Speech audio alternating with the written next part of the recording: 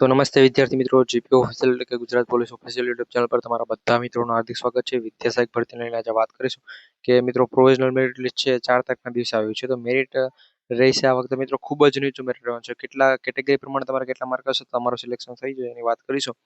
57 થી પણ નીચું, ભાઈ 57 સુધી તો અહીંયા મેં લખ્યું છે, બાકી 57 થી પણ નીચું છે, કટ ઓફ જઈ શકે છે. કેટલું કટ ઓફ રહેશે આપણે બધી વાત કરીશું. એ પહેલા જો તમે ચેનલ પર નવા હોય તો આપણે આ જીપી ઓફિશિયલ યુટ્યુબને સબસ્ક્રાઇબ કરી બેલ નોટિફિકેશન ઓન રાખજો. નાના મોટી સંપૂર્ણ અપડેટ છે અમે સૌથી પહેલા તમારા સુધી પહોંચાડતા રહેશું.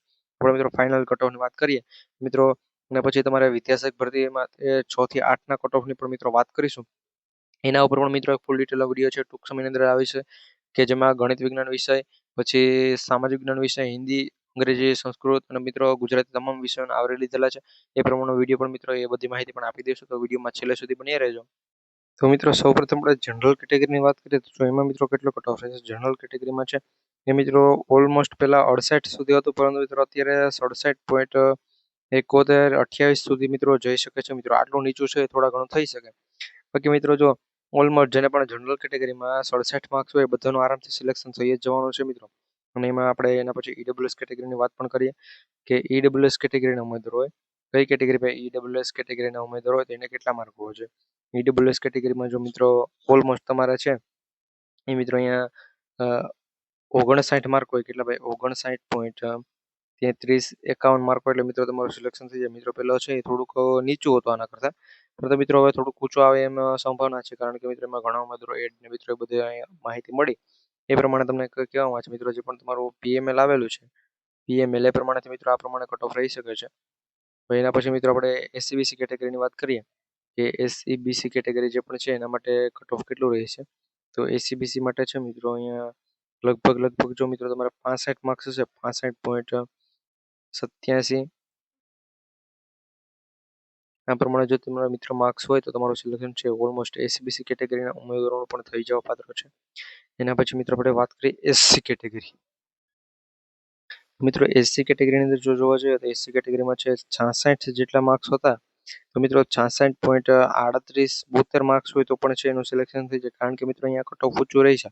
મિત્રો કટ ઓફ શા માટે ઊંચું અને નીચું રહે અમુક કેટેગરી, જેમ કે તમે એમ કહો કે ભાઈ ઈડબ્લ્યુએસ કેટેગરીનું કટ ઓફ છે આના કરતાં નીચું હોય, શા માટે? તો કે ભાઈ એસસી કેટેગરીના ઉમેદવારો વધુ છે, પ્લસ તો ભાઈ એમાં બધાને સારા માર્ક્સ હોય એટલે ભાઈ એનું કટ ઓફ ઓલમોસ્ટ મિત્રો ઊંચું રહે. તો તમે પણ સમજો મિત્રો જો આપણે ધોરણ 6 થી 8ની વાત કરીએ તો મિત્રો એમાં પણ આ રીતે અમુક કેટેગરી છે કે જેમાં મોટા મોટા ચેન્જીસ પણ તમને જોવા મળે છે. તો 6 થી 8નું મિત્રો જે પણ આખું કટ ઓફ છે એ મિત્રો કટ ઓફ આખું કઈ રીતે બનાવેલું છે મિત્રો એના ઉપર પણ મેં એક વિડીયોમાં માહિતી આપેલી છે કે આ રીતે આખું કટ ઓફ થયું છે, એમાં કેટલા ઉમેદવારો ફોર્મ ભરેલા હતા અને કેટલા ઉમેદવારો આ ભરતીમાં આવી શકે છે પ્રમાણે મિત્રો બધી માહિતી છે એ કટ ઓફ કઈ રીતે બનાવેલું છે અને વિડીયોમાં આપેલો છે, તો એ વિડીયો પણ ખાસ કરી ચેકઆઉટ કરી લેજો. એના પછી મિત્રો આપણે એસટી કેટેગરીની વાત કરીએ કે એસટી કેટેગરીમાં કેટલા માર્ક્સ હોવા જોઈએ. મિત્રો એસટી કેટેગરીમાં છે એ જો કોઈ પણને 55 માર્ક્સ હોય, 55 ઉપર માર્ક્સ છે એટલે એનું આરામથી સિલેક્શન છે એ થઈ જ જવાનું છે. એટલા 55 માર્ક્સ હોવા જરૂરી છે. બાકી મિત્રો તમારા ધોરણ 1 થી 5ની જે પણ ભરતી છે એમાં અમે કીધું હતું કે ભાઈ જે પ્રમાણે નિયમો બદલાયેલા છે તો એ કયા નિયમો શું ભાઈ એ બધું નાના મોટો ચેન્જીસ કરાયેલો હોય. બાકી મિત્રો એ જો નિયમો ઉપરનો વિડીયો જોતો હોય, કારણ કે મિત્રો 4 તારીખના દિવસે સોમવારે જે પણ મીટિંગ બેઠેલી હતી મેં તમને કીધેલું છે કે એમાં ભાઈ તમારા 1 થી 5 માટે તમારું જે પણ પીએમએલ જાહેર કરવાનો હતો એનો નિર્ણય પણ લેવાયો. પછી મિત્રો થોડા ઘણા ફેરફારોના નિર્ણયો લેવાલા છે કે જે અત્યારે અમે તમને નથી કીધેલા. એના પર વિડીયો જોતો હોય તો ખાસ કરી મિત્રો આપણે GP official YouTube channel subscribe કરી બેલ નોટિફિકેશન ઓન રાખજો.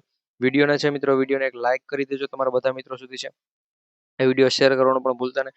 મિત્રો બીજો અપડેટનો વિડીયો ખાસ કરી આપણે ચેનલ પર આવી જવાનું છે, તો ચેનલ સબસ્ક્રાઇબ કરી વિડીયો શેર કરી દેજો. મળીશું એક નવા વિડીયો.